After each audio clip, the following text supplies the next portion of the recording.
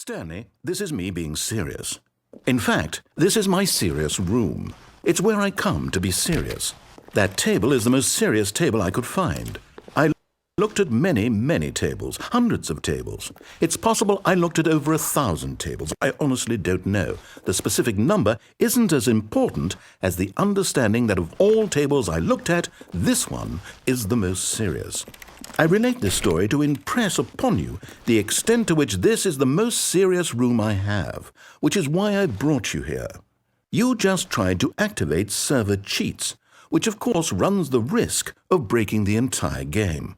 You've got no respect for the strict order of scripted narrative events, and I just can't have that.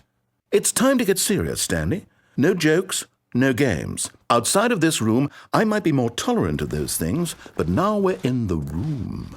Which is why I'm subjecting you to the most serious punishment I can think of.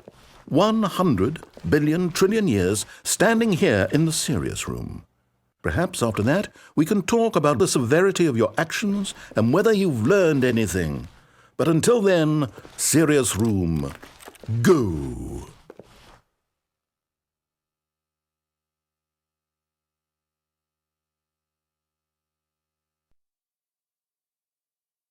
Whoa!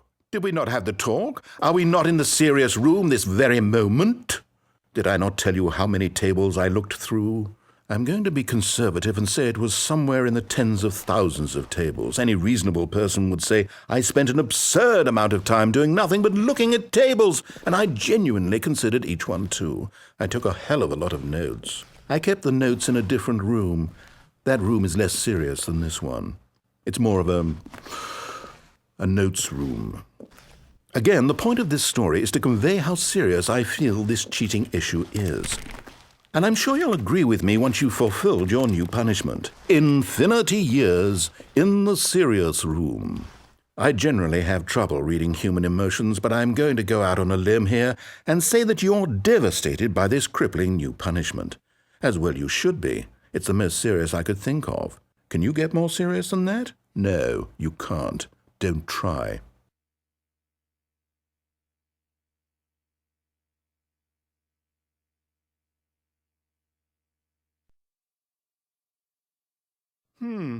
Still no effect. The problem is clearly the serious room. It isn't serious enough. That's on me, Stanley. I apologize. I'm going to the store to look through more tables. Hopefully I find one that conveys how wrong what you're doing is. Now, where did I put those notes?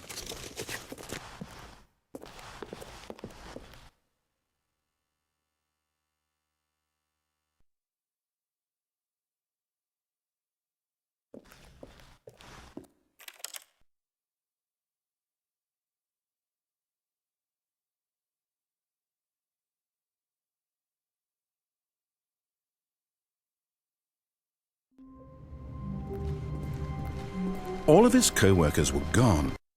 What could it mean? Stanley decided to go to the meeting room. Perhaps he had simply missed a memo.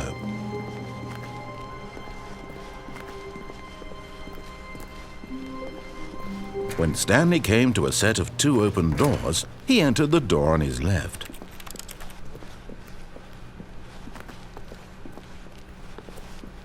Yet there was not a single person here either. Feeling a wave of disbelief, Stanley decided to go up to his boss's office. Coming to a staircase, Stanley walked upstairs to his boss's office.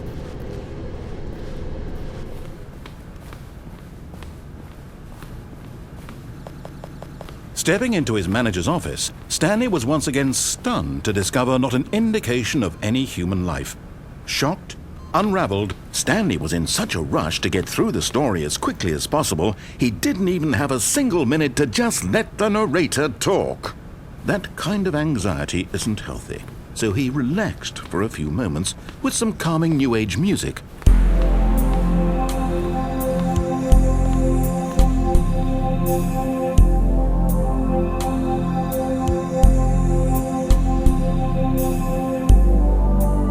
Feeling soothed and rejuvenated, Stanley calmly walked forward into the opened passageway.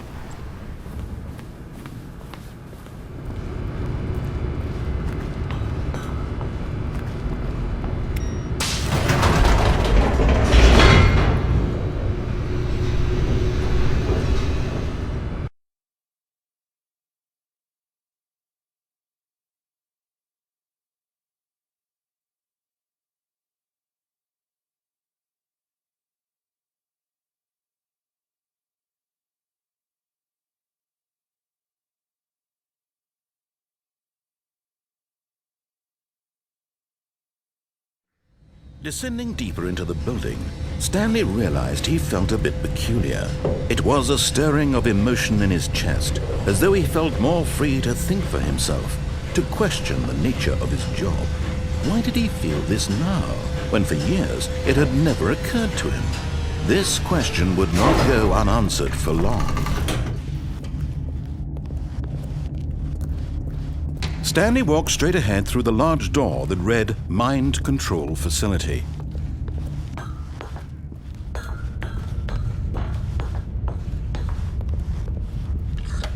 The lights rose on an enormous room packed with television screens.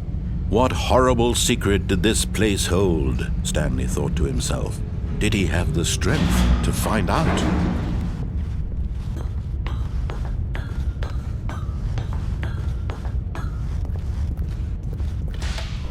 Now the monitors jumped to life, their true nature revealed. Each bore the number of an employee in the building, Stanley's co-workers. The lives of so many individuals reduced to images on a screen, and Stanley, one of them, eternally monitored in this place where freedom meant nothing.